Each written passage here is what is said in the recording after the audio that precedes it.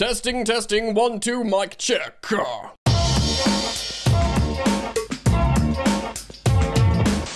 Hey guys, what's going on? And welcome back to Football Therapy. With me, your host, Jan. I do hope you're doing well as always. Friend, I genuinely, wholeheartedly, really do hope that. And welcome back to Chelsea News, which of course is the daily series here on this channel where I reflect on what's being said about the beautiful Blue Boys Chelsea Football Club, giving you my thoughts on it, but more importantly, as always, asking for yours. My friends, in today's video, I do want to reflect briefly on what Estevao said to Natalie Jedra of Sky Sports, but she works for ESPN as well, a Brazilian journalist, broadcaster. A huge twist of fate. Could it be a U-turn? Could the bomb squad about to get halved?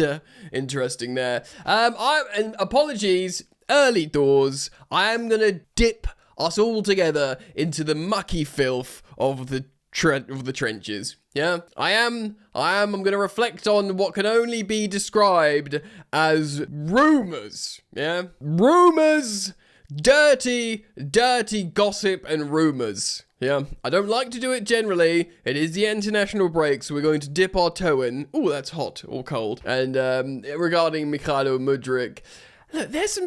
Again, let me disclaim this with a potent assertivity. Is assertivity a word? Assertivity. Yeah, I don't think assertivity is a word. People say assertiveness. With a potent assertiveness. That it's almost certainly bollocks. There's a BBC headline about gossip. Chelsea preparing blockbuster move for Alvarez. It's it's got to be nonsense, but I did want to react to it and reflect to it because I have always said if we were to sign a striker that I would love for it to be a proper needle mover. I don't mind these young players, young wage, young age across the pitch and, let them grow into themselves as footballers and develop as assets, but there's a few positions on the pitch. I know you guys want us like a high-profile centre-back, but I would love a proper striker. Alvarez would represent that, but surely he'd cost way too much money. Wages would be an issue. Yada, yada, yada. Maybe Chelsea are just going to, understandably be used in the media for news stories, but when will that stop? If we do stop buying expensive high-profile players, they'll have to only use the likes of Man United and Denman. Anyway, I also want to speak a little bit about Cole Palmer's England career, because I'm a little bit concerned because, Morgan Rogers is benching Bellingham and Eze and Foden in the number 10. Palmer hasn't played for Tuchel yet, and next summer is the World Cup, so I have a feeling he's going to get left behind for a few reasons, so we'll possibly called up, but not to start for England. Yes, so we're going to get into it. Thank you so much for joining me. Very pleased to have you here on the good ship Football Therapy, which of course we are moving ever closer to 200,000 subscribers. I understand and recognise that I may be a bit more of a niche taste than other mainstream, football YouTubers, but I'm very happy to have you all with me. We've been doing this a long time now, and everyone's welcome, so hop aboard, like, subscribe, hit the... You know what, actually, quickly, for those of you who have subscribed, which would be a lot of people don't hit the bell notifications icon, huh? Do that, so you don't miss out. That's fun, yeah? Get notified. So thank you for liking, subscribing, hyping, all that lovely stuff. And let's get into it. Starting off with this video that I saw on Sky Sports Premier League that I do recommend you. Like I say, it's Natalie Jedra interviewing Estevao in Portuguese, of course, talking about his time with the Brazil national team, but indeed what it's been like so far at Chelsea. And it's actually genuinely very interesting. It's nice to see him obviously speaking in his native tongue, a little bit more confident, relaxed. She's a great interviewer, so he sort of feels comfortable. He speaks a lot, actually, about Mudryk, of course, a player we spoke about in yesterday's video, his relationship with Mudryk and his family growing up and how close they are and how important he is in his life. Just going to leave that one there. I'm going to park that. He speaks about the managers, getting his driving test. It's nice, but really interesting. He talks about how he's integrated at Chelsea so quickly, how Maresca speaks to him in Spanish. Of course, Spanish and Portuguese are a lot closer than English and Portuguese. How a lot of the team have made such such a big effort to integrate him into the Chelsea team. Of course, he had 18 months to sort of stew, percolate on what it's going to be like to arrive at Chelsea. And he said in interviews in Brazil how nervous he was, the anticipation. And of course, coming to Chelsea, he feels a lot more calm now. He speaks about how all the players, mainly like a lot of the English players and the French boys, of course, there's a lot of French speakers at Chelsea. They come up to him, they try and speak to him. Neto apparently does a lot of translation to English from Portuguese, of course, him being Portuguese and Brazilian speaking Portuguese. But it's nice because he has the 3 Brazilians and Neto he speaks to, and everyone is like apparently really warming, and that's why he feels so comfortable that he can express himself and play like he does. And let's be real, he's playing like a very comfortable young man, the way he's expressing himself and the way he's going full throttle on the pitch. I want to recommend it, basically. I'd urge you to seek it out. He speaks about how, like, you know, of course he's been going for bicycle kicks in the Champions League already for Chelsea, and he says, look, it's just instinctive. God gave me this gift and I just don't even think about it, I do it. Just love to hear it, basically. It's a nice little, this is the kind of content you want over an international break to make you think, yeah, Chelsea is moving in the right direction again. And, you know, he also speaks about Thiago Silva meeting with him, saying, come to Chelsea, the setup's really good, it's the place for you. And he was convinced, and he's really happy with his decision, and he's seemingly doing really well. So let's just, you know, long may it continue. Of course, I've spoken in recent videos about how I personally feel Mudryk is integrating him perfectly. A lot of people see him do well, so they just immediately think he should be starting the games. I do think that comes with a risk, but I think at the moment things are going well, so long may it continue. And let's move on and speak about a potential shocking twist. Tom Victor of Football.London writes, Chelsea outcast set for a surprise first team return. Axel Disasi, who's been banished to the sidelines by Chelsea this season, made a rare appearance, of course, in the Blues under-21 squad this week, now looks for a first team comeback. The French defender, who spent the second half of the season last campaign at Aston Villa, failed to secure a permanent move away, of course, in the summer, and he's been deemed surplus to requirements. The ex-Monaco ace, Disasi, who signed for a hefty £38.5 million, he's featured in 44 matches across all competitions during Pochettino's tenure. However, his game time dwindled under Maresca, and of course he's excluded him from the Premier League squad. But it seems the tables may be turning. Sky Sports reports that the 27-year-old's positive attitude has caught the attention of the club, and he's recently trained with the senior team, and he edges closer to a return on the pitch. However, there's a catch. Until January, at least, Disasi is ineligible to play for Maresca's team, in the league of course, but he could still feature in other competitions, like the Carabao Cup when we play Cardiff. This is a huge twist of fate, if you ask me. He's basically, good on him by the way, he's showing like maturity. I'm not going to speak about Raheem Sterling because we speak about him so much here on the channel, but Disasi is a tricky one because he's younger, he's probably not, well, he's definitely not on anyway. He's probably on less than half of Raheem's wages, so he's a much more sellable asset. And yeah, like I think Disasi's he can operate at a high level still. Probably not suited to Maresca's style, whether that's centre back or right back, but he could certainly be useful. And he's a senior player, and he's a good, capable body. And I personally think, like, if Chelsea want to wait into the summer because they're like, we'll get more suitors for you in a summer transfer window, Axel, and it's better to move in the summer. And maybe he's thinking, I'll have more choices in the summer. Maybe he said, I'm speculating and guessing, but maybe he said to Chelsea, can you wait till the summer so I can have a proper choice about the last big proper contract of my career, because he's like, what, 27? So if he signs a 5-year deal now, this is the one. You've got to be extra meticulous and extra careful. He'll have more and better options in a summer window. So maybe he says to Chelsea, can we wait? And I'll train really hard, I'll captain the under-21s, I'll have a good attitude, to the point where they get to January and they think, let's register him for the Premier League squad. Let's when you have a chance to re-register for Premier League and Champions League. I'm not sure they'll throw him in the Champions League squad for the second half of the season, because that's when the knockouts happen, and you're not going to be, playing Disasi against PSG or whatever. Do you know what I mean? But yeah, great attitude. It'd be nice to see him start against Cardiff. I know a lot of people want to see youngsters come in these type of games, but it would be a nice story to just show his professionalism, he's worked hard, and then literally the bomb squad narrative would have dissipated completely to just, what are you going to do with Raheem Sterling? And of course, you're going to increase his amount of suitors by playing him in games for Chelsea Football Club. Oh look, he played a game for Chelsea Football Club, kept a clean sheet, at Chelsea won.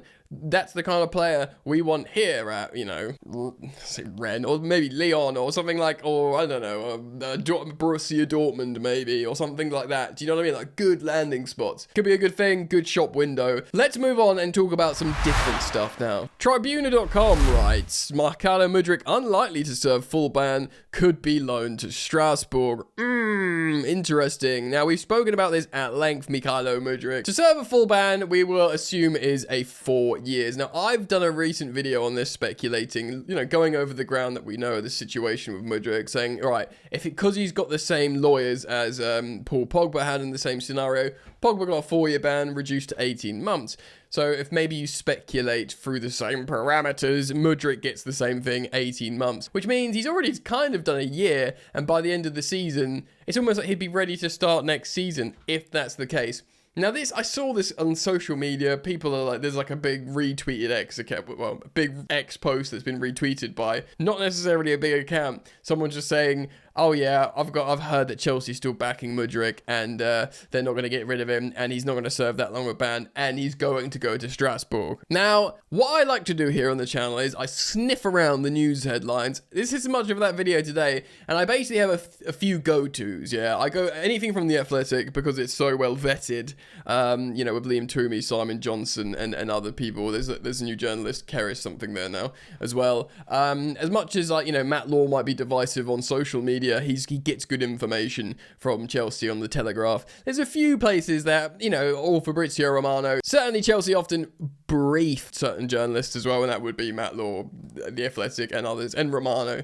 And then, you know, that's what Chelsea wants the public to hear, but it's probably correct information most of the time, you'd assume. But now and again, you get these viral people saying, bro, trust me, you know, and they get retweeted a lot, and they get reposted because people want it to be true. And it's interesting because, you know, the Chelsea fans, they're still really backing Mykhailo Mudryk. They want it to work. And to be honest, he probably won't serve his full ban. And yeah, I could see him going to Strasbourg on loan, you know? It's kind of an open goal, really, isn't it? We've got loads of wingers at Chelsea. We've got loads of young wingers.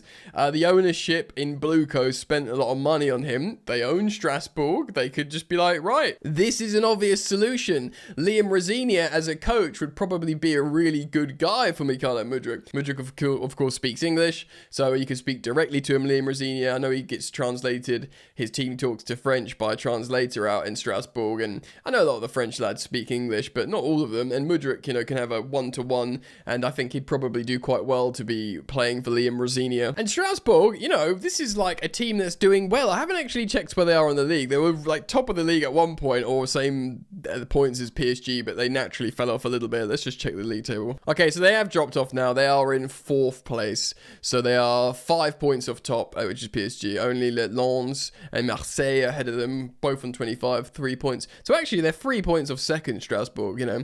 They are in a European place at the moment, and they are, of course, playing in European competition in the Conference League, which is a decent level. You know, Mudryk's played in the Conference League for Chelsea. So if they're still playing, you know, top 5 European League football in Ligue 1, as well as some form of European football, that'd be a good opportunity for Mudryk, who's not 25 yet. You know, he's 24, I think. How old is he? Yeah, he's 24. He doesn't turn 25 till the beginning of next year. He's got a lot of, like, you know, career left in front of him. He could sort himself out and come, like, maybe, I don't know, age 27, he could be like, right, I'm ready to be a really high level operator. And of course, he will always remain a very, very high profile player for his national team in Ukraine. I can see it happening. Sadly, I do see this happening and him just maybe being like a really long-term player for Strasbourg and then maybe moving somewhere else. I know lots of Chelsea fans want to see him in a Chelsea shirt again.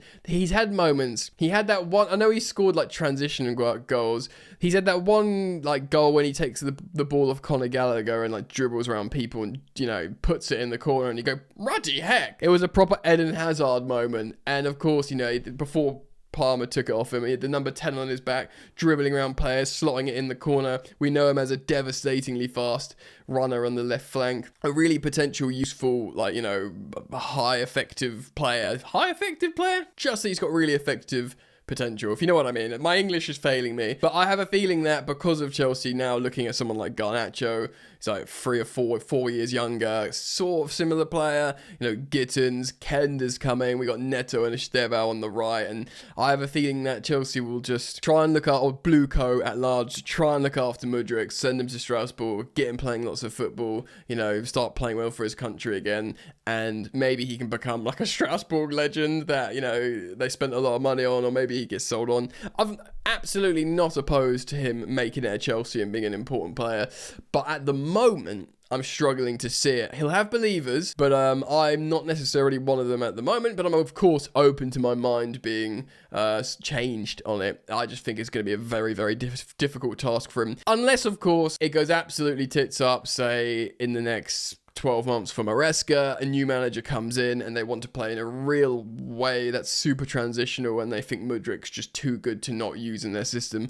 Otherwise, I can't personally see it happening, especially with the attacking talent we've got coming through that play the roles he would play. So Strasbourg would make sense, maybe to sell on or maybe to play there for a long time at a high level. And, you know, hopefully for Strasbourg fans that are still divided on the ownership, they can enjoy talent coming in and hopefully continuing to perform well. Right, silly season goes on, let's move on. So the Bubaka have put this in a headline. Gossip, Chelsea prepare blockbuster bid for Alvarez. It says Chelsea are planning 150 million euro bid. Now, I must say, I'm going to stop there because this is absolute nonsense. And to be honest, I'm shocked it's got in the BBC because I know they sort of talk about gossip. But I don't know if this is in this Arkansas. I don't even think they've put a name to it looking at it. I don't think Naz would publish anything like that. Yes. They are selling players, Atleti, and of course they are, Conor Gallagher might go to Man United, which I think would probably be a really good signing for them, by the way, in my opinion. They scored a nice goal for Atleti the other day. So Alvarez, they spent like 90 million euros on him, and everyone went, what the heck? Why are you spending 90 million on Man City's like utility man who plays in like, you know, second striker, sometimes out wide, who sort of scores sometimes, but not loads of goals. And obviously they've since been massively proven right, and he's just been an absolute superstar for Atletico Madrid. I don't think he wants to go. I don't think he'd want to come to Chelsea. I don't think Chelsea would want to spend 150 million euros, a record, 132 million pounds. That's a record. That'll be a transfer record in the Premier League. I know Chelsea have broken it twice before for Enzo and Caicedo, but they've done that now. They're not going to do it again. Simple. This is absolute nonsense. Now, this might actually make people think, well, me saying that might say, right, so what, are Chelsea done with spending lots of money on players now? I don't necessarily think so, because we've spent lots of money on players, but, you know, you look at, what was it, 55 million pounds on Joao Pedro. They're trying to get good value and longevity. We are grasping onto the briefings of if Chelsea see an opportunity for any seniority, seniority. Of course, they were looking at this, maybe Rudiger to re-sign him on a free. They definitely made an inquiry about signing Virgil van Dijk on a free. So they're not totally opposed to signing older players if it's a market opportunity. Now, of course, he's still young, 25 years old, Alvarez, so, you know, it would fit the bill, but I don't think they're going to go and spend 150 million on a striker. Now, I do think if there is a position on the pitch that Chelsea should, like, throw the bag at and get some experience and just an absolute bagsman, of course, it will be on a striker. I know many of you feel like defender, and I sort of understand it. I was saying all summer, goalkeeper, but touch wood, Robert Sanchez isn't doing much wrong at the moment. I'm not going to jinx it anymore. Let's just carry on being quiet about it and hope it continues. But I did a video on how I'd think Chelsea should just try and activate the Harry Kane clause. He performed great for England. I'm going to speak about England in a minute.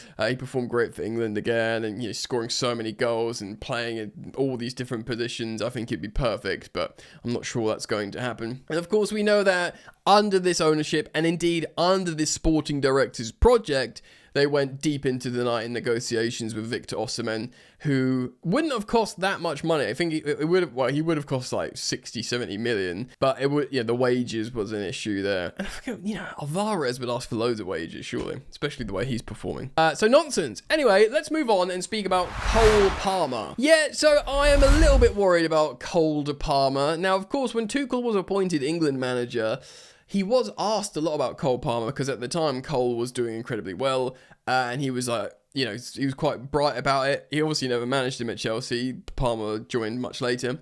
But he was talking about, yeah, you let Cole Palmer do Cole Palmer things. And of course, me as an England fan, I think one of Southgate's biggest crimes was criminally underusing Cole Palmer in the last, international tournament. He kept bringing him off the bench. He scored in the final, a final that we lost. Had we'd been using him more, who knows what would have happened. He was in great form. He just looked great on the pitch. He was just in that confidence, Palmer, where you put him on the pitch, he does magic. So why we just didn't use him? That's my biggest gripe with Gareth Southgate. And I'm not a massive hater of his, but that's my biggest issue. So at the moment, Thomas Tuchel is seemingly prioritizing Morgan Rogers, Palmer's bestie, the other cold celebration geezer, as a number 10 over the likes of Foden, who's in scintillating form again in Man City, who I think will still win the Premier League over Arsenal, over Bellingham, who's a true Galactico, and to be honest, when he came on yesterday, he did look really good. People still think there's just no way you can't start Bellingham. Obviously, people like Grealish aren't in the conversation anymore, but they were.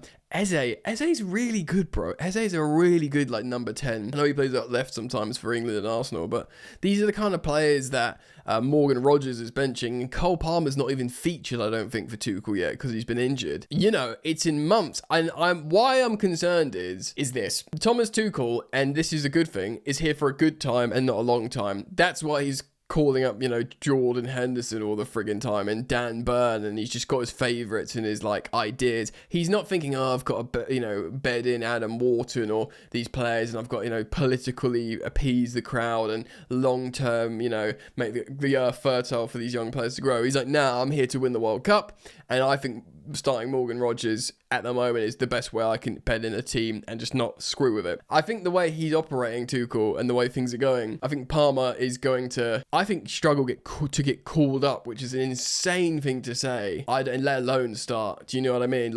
Palmer has to come back in the team after this international break in a week's time, start playing for Chelsea, start playing well, and be an undeniable call up. So, be obviously going to call Cole Palmer up, but I don't think he's going to start for England. That's just where I'm at, which is a shame because Cole Palmer should be starting for England. That's my thing. I don't necessarily, to be honest, actually, do you know what I'd do, yeah? Do you know what I'd do, mate? It's so tricky, isn't it? I don't want to get into the England chat now, but you start Harry Kane, you do start Bukayo Saka because they want a conventional winger, and it will probably start Rashford because he likes Rashford. So you got 3 midfielders, yeah? And you're going to have Declan Rice in there. So you're going to have either one of Wharton or Anderson, and it's going to be Anderson. So yeah, to be honest, you've got that. Then if it's a right-sided pocket player, that right-sided attacking number 8, Cole Palmer would be perfect because he operates in that space. But I don't think it's going to be him. I think it might be a Bellingham more as a number 10 or a Rodgers. So I think he'll be a bench player. Anyway, I wanted to talk about it because I was watching England yesterday and I was chatting to a few people about it, and I got to the subject of Cole Palmer being underused and concern for, moving forwards with Tuchel and stuff. Anyway, let me know your thoughts. Please do comment down below. As always, thank you so much for joining me here today on the channel. There's daily content, so make sure you subscribe and turn the bell on, and thank you for liking, commenting, sharing, and hyping. Look after yourselves, look after each other. Alright, peace. You ain't so tough with that bad boy tuck. I'ma get it how I'm living, I'ma walk the walk. Outline my lines, I rap through thought. Body bag the verse, outlined in chalk. In my life seen trouble, hustle on the double. Silence on the trigger like my pick got a muzzle. Yo, chick like to guzzle, bad boy stay in trouble. I only love this paper, sorry I don't. I laugh me, baby.